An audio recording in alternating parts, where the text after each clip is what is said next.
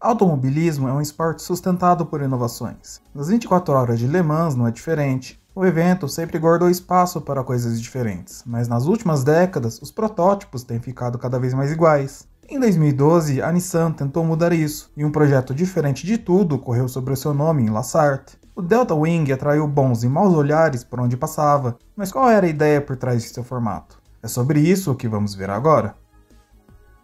O Delta Wing é um protótipo projetado pelo designer e engenheiro britânico Ben Bowlby e teve vários nomes conhecidos do automobilismo americano por trás. O carro inicialmente se chamou Project 55 e tinha no seu time a equipe All American Racers de Dan Gurney, a Highcroft Racing de Duncan Dayton e Don Panos como sócio-gerente. O projeto começou a nascer em 2009 e era inicialmente projetado para ser o futuro da IndyCar. O protótipo foi desenhado com apoio financeiro de Chip Ganassi, dono da equipe que recebe o seu nome, e foi apresentado em fevereiro de 2010 no Chicago Auto Show. Para muita gente no evento, o projeto foi considerado literalmente uma aberração. A frente pequena levantava questões até mesmo sobre se o carro faria as curvas, mesmo com uma simulação do carro correndo em Mid-Ohio sendo apresentada junto ao modelo. Concorrendo com o Delta Wing Racing Cars estava a Swift, Lola, Beth Engineering e a Dallara, que acabou vencendo a disputa.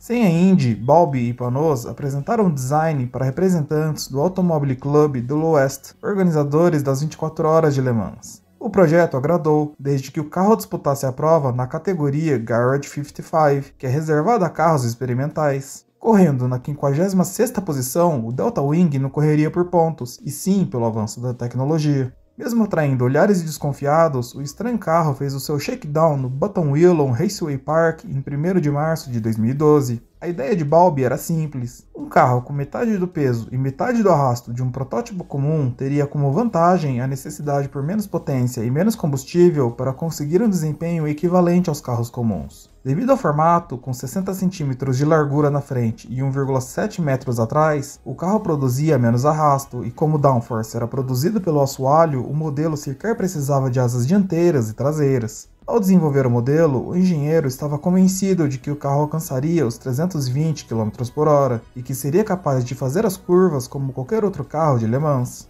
Para efeito de comparação, o Audi R18 TDI, vencedor do evento de 2011, tinha o peso mínimo de quase 907 kg e era equipado com um motor V6 turbo diesel que lhe entregava 520 cavalos de potência. O Delta Wing, por sua vez, pesava em torno de 498 kg e um motor de 4 cilindros produzia 300 cavalos. A distribuição de peso também era completamente diferente. Enquanto que nos protótipos convencionais o peso era distribuído de forma homogênea no carro, no Delta Wing a traseira recebia a maior parte, cerca de 72,5%.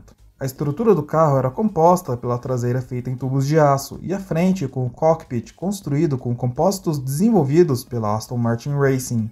Após o shakedown, o novo teste foi realizado em Sebring, onde o carro sofreu com as ondulações do asfalto. Depois de algumas voltas, o carro precisou ser trazido de volta aos boxes com a ajuda de um guincho. No teste, os jornalistas puderam ver o carro em ação e entender como ele é capaz de fazer as curvas. Mesmo com suas características diferenciadas, os pneus não têm dificuldade em iniciar as curvas, justamente pelo fato da frente do carro ser leve. Por carregar apenas um quarto do peso total do modelo, cada pneu dianteiro precisava gerar apenas 226 kg de força lateral em curvas de 3G. Os pneus de 4 polegadas de largura, algo em torno de 10 cm, foram desenvolvidos do zero pela Michelin, que tinha confiança no Delta Wing e entrou no projeto em 2011. O resultado foram pneus tão leves que era possível levantar o pneu e a roda de liga leve com apenas um dedo. Outra vantagem dos pneus leves e do design era em relação ao estresse dos pneus. Por ele ser baixo, a durabilidade era maior se comparado a um pneu convencional. Os freios também precisaram ser diferentes. Devido à distribuição de peso, os freios traseiros acabavam responsáveis por cerca de 60% do esforço de frenagem.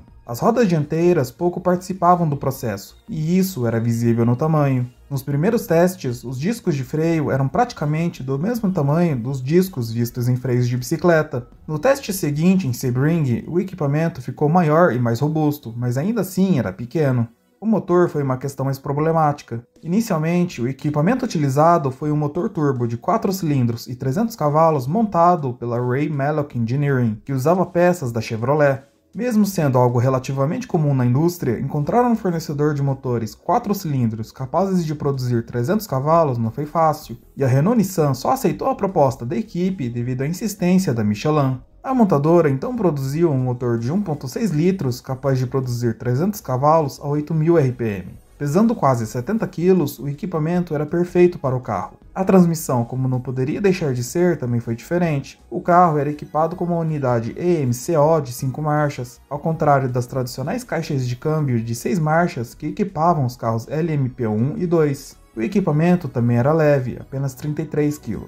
Se o carro não poderia ganhar pontos e valia apenas como entrada experimental, então por que correr em Le Mans? Panoz estava esperançoso com o projeto e esperava uma permissão para correr sob os regulamentos das categorias LMP1 e 2 na American Le Mans Series de 2013, ou que fosse pelo menos autorizado a utilizá-lo para substituir o modelo Oreca FLM09 como um carro de especificação LMP Challenge. O americano foi o principal financiador do projeto, e ele sabia que se o carro apresentasse um bom desempenho em Le Mans, as chances de utilizá-lo na categoria americana eram maiores. Para a edição de 2012, a Delta Wing correu pela equipe de Highcroft Racing e apareceu em Le Mans com 3 pilotos. Marino Franchitti, Michael Krum e Satoshi Motoyama dividiram o modelo, e o classificaram em 29º, com o tempo de 3 minutos, 42 segundos, 602 milésimos, 18 segundos, 825 milésimos atrás da pole position, da Audi. O carro recebeu o nome Nissan Delta Wing para a corrida, devido ao acordo de fornecimento de motores da montadora japonesa.